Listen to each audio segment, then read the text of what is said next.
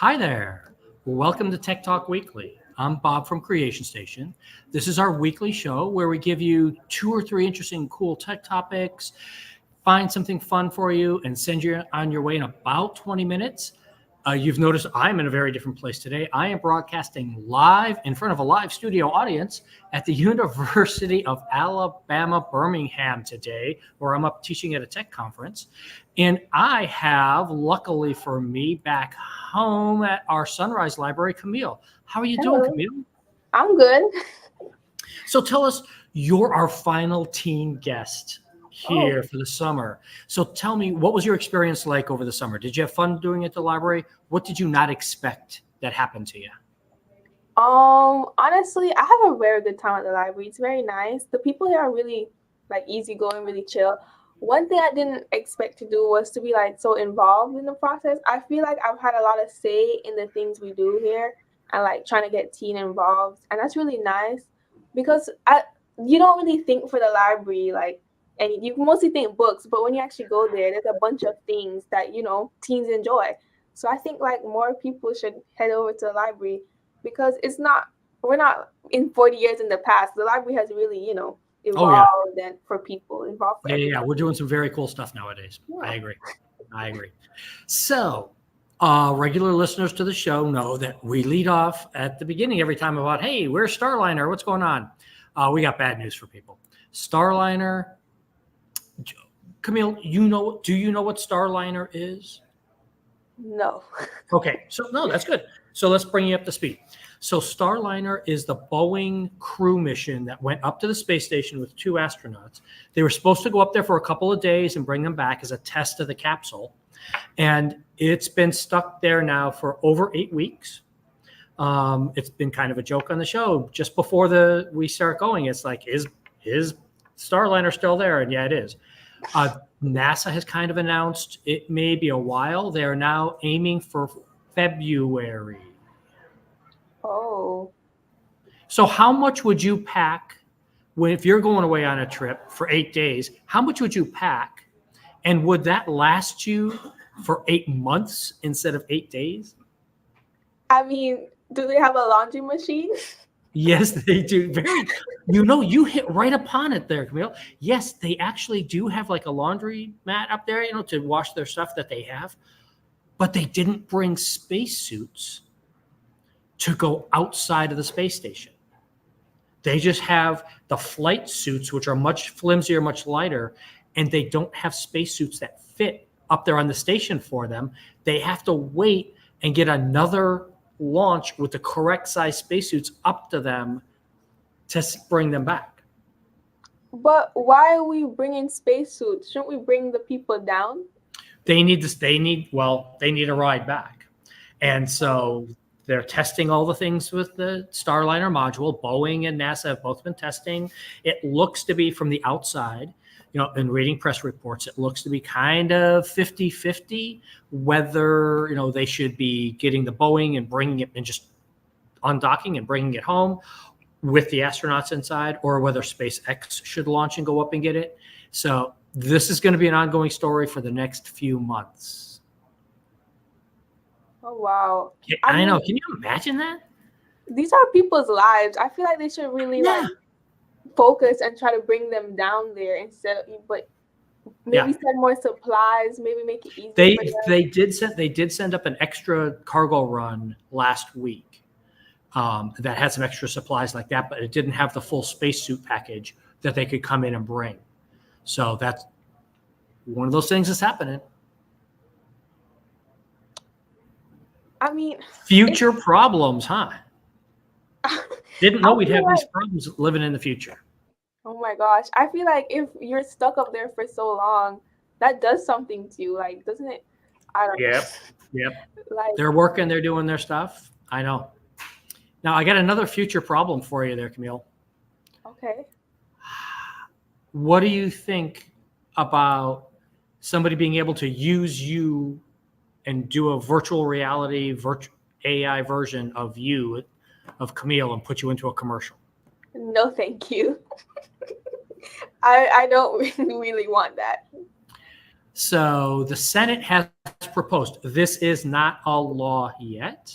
The Senate has simply proposed this. It still has many months of work to go through if it ever does become an actual law.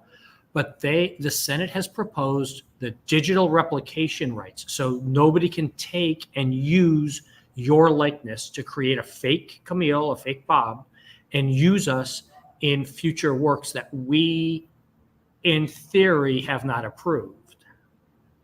I feel like not only should the Senate look at it, but like ethical professionals, because there's a lot of ethical issues with recreating somebody's likeness. So I feel like before they even develop the technology of recreating yourself, they should develop laws protecting your rights and your individual rights before they recreate. But I wouldn't want that. Too late. It's been created. So now they're trying to play catch up. Yeah. Yeah, but you need the regulations and the laws to protect individuals before you recreate it. So I think they should really focus on making sure that, you can't really say dangerous things. Like you need to be protected by the law, so that if a company uses you and says dangerous things with your voice, you have the right to be like, no, please take that down. Well, that's actually kind of the thing. That's what I'm kind of curious about with you on this one. Where do you draw the line? They drew the line at 70 years after you die. I mean, I draw the line when I die, because when you die, you're gone. You can't consent to anything, and you can't really when you're alive right now, you can't really consider all possible scenarios for you to consent to. Like maybe they could like run it by you before. This ad, but at the same time, you don't know everything that's being said in the ad. So a dead person can't consent. So I would say as soon as you're gone, you should not be able to use anything from you, like nothing at all. Yeah, and it's kind of like what copyright does with books and such. Lord of the Rings took forever to come out from book form to movie form because the estate of Tolkien was very cautious about who they allowed to do what with their work and use the copyright to produce those movies and such. So it's the same kind of thing, except now in the modern day with movies that have only been out 20 years, we can just do this. Somebody could take all of the images off of a podcast like this and make a virtual Bob, floating head mostly, and have it say and do anything they want. And how do I protect myself against that? How do I stop people from doing that? And more importantly, who do you think should be going after the people who are doing it? I think federal like law needs to come in place and like set regulations and laws against that. And I really think the person who is being recreated should have the right to consent, because a family member wouldn't really know everything that you're okay with. It needs to be you saying yes or no. Yeah, I like that idea. The only problem is you need some kind of international treaty, because obviously you can just do this anywhere. So that's what copyright does. There's a whole Berne convention that does that. We just need a new convention like that for AI produced work and to protect people. I'm in agreement with you on this one. See, the teens are smart people. So we're going to jump back to the space station for a minute, because they did a new study over the last few years. It's been up there for since before you were born, Camille. The space station has been up there and people have been living and working on it. And as an example, here on this picture, that's where they are supposed to be storing computer equipment. Okay.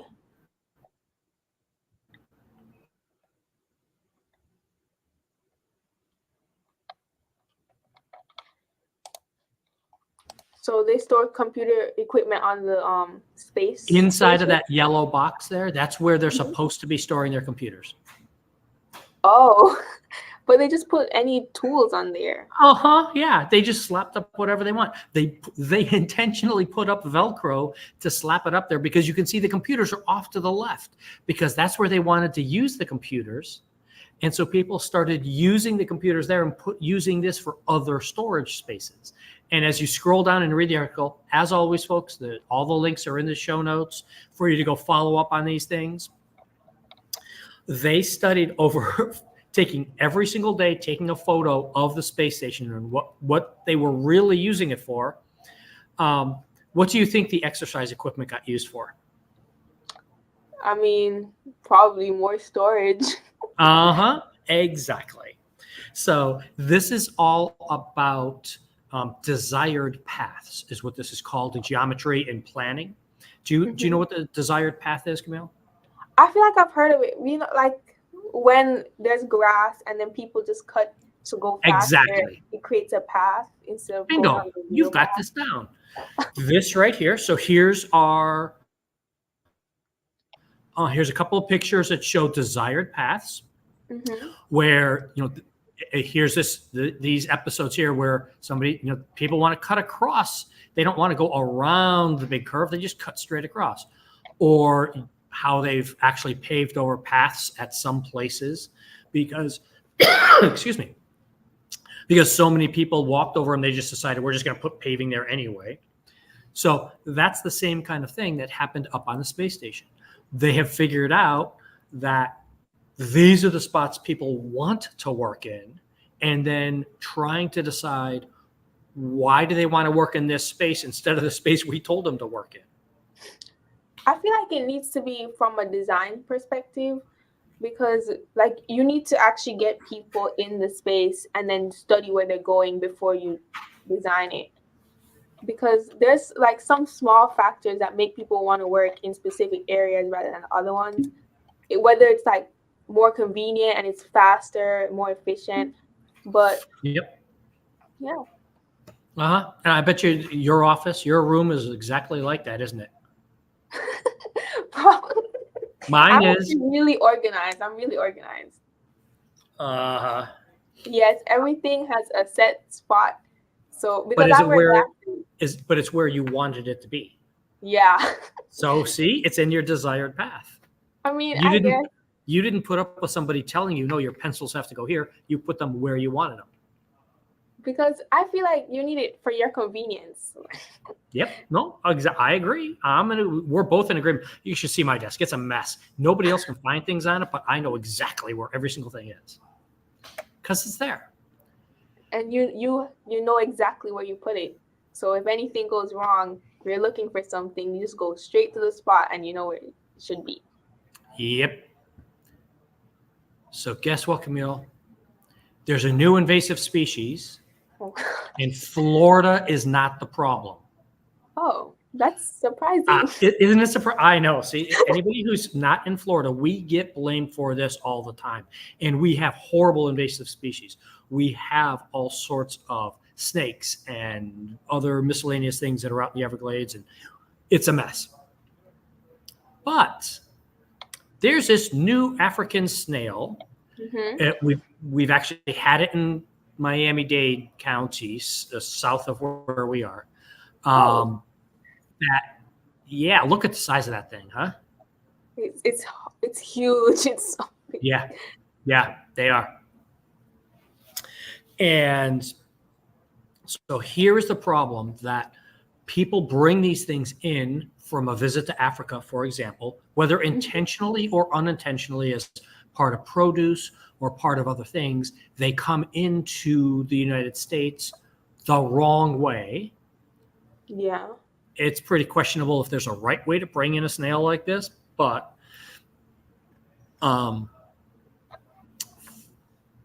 it's the biggest problem is there's no predators for it here in the United States. So it's just like breeding up, and there's a lot. Yeah. Just like those pythons out in the Everglades had no. Yeah, this is a mess. So in June, they found one of these that had been quote unquote surrendered, mostly because somebody found it in a park and did it.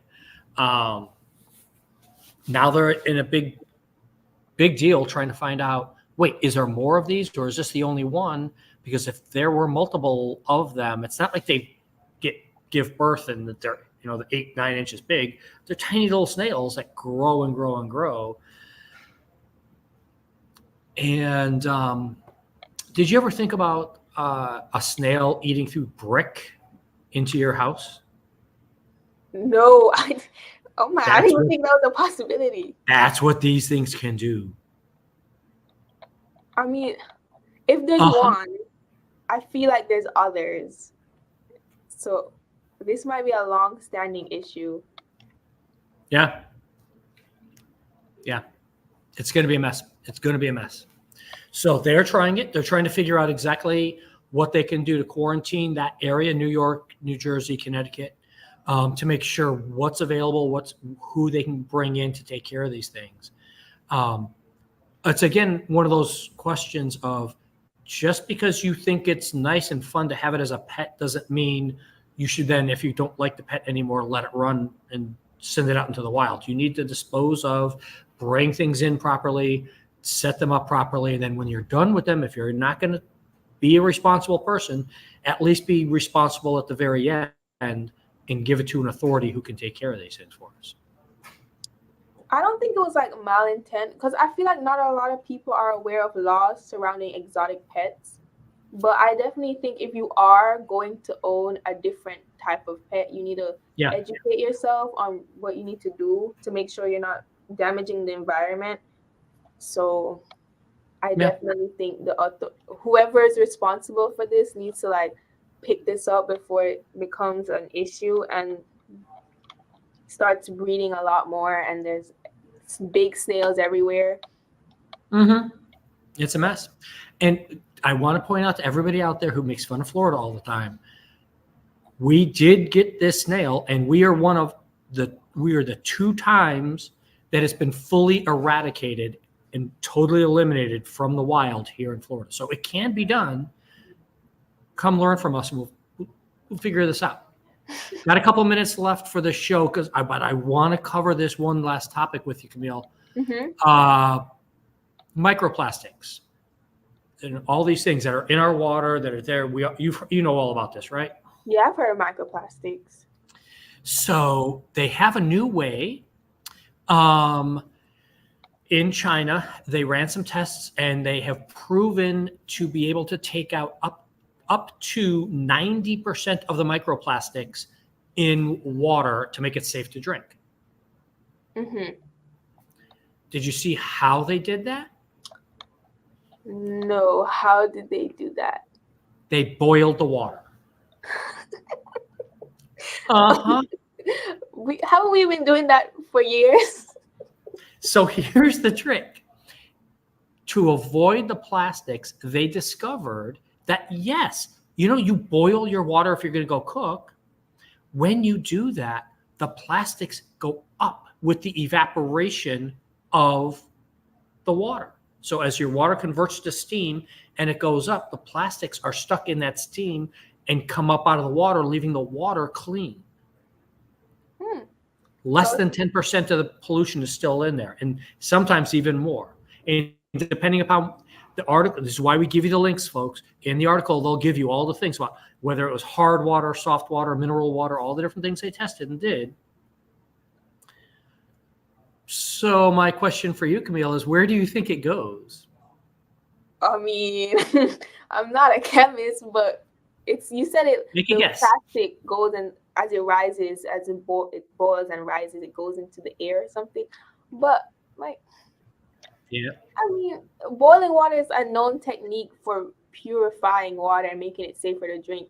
So I'm just how did we just figure this out? And you're right. Why didn't we just go, hey, wait a minute, we know how this works. Let's do this. And it turns out that if you do it in a kettle or in a closed pot and you boil the water with the lid on, then all of that condenses up into the top of the kettle, up into the top of your pot, onto the pot lid, and you'll get like a white crusty film. That crusty white film is all the plastics coming out. Oh, wow. So I guess it's cheap to now purify water. Everybody can boil water. Anybody could help save their own internal home and eliminate a lot of these plastics just by taking the time, boiling the water before you use it to eat or drink, and then you're good to go. Yeah, I mean, I feel like this is a case where simple always works. Like we always boiled water, so it's the easiest thing to do. It helps us. It gets rid of the dirt, gets rid of the plastics. So this is perfect for everyone. This is a win. It's really cool. My only question for you is, what do you do with that white crusty plastic afterwards? If you're just going to put it back into the landfill, That's a good question. I mean, yeah, sorry, I didn't mean to end it that way, but you could try upcycling it. Maybe you could have a coaster.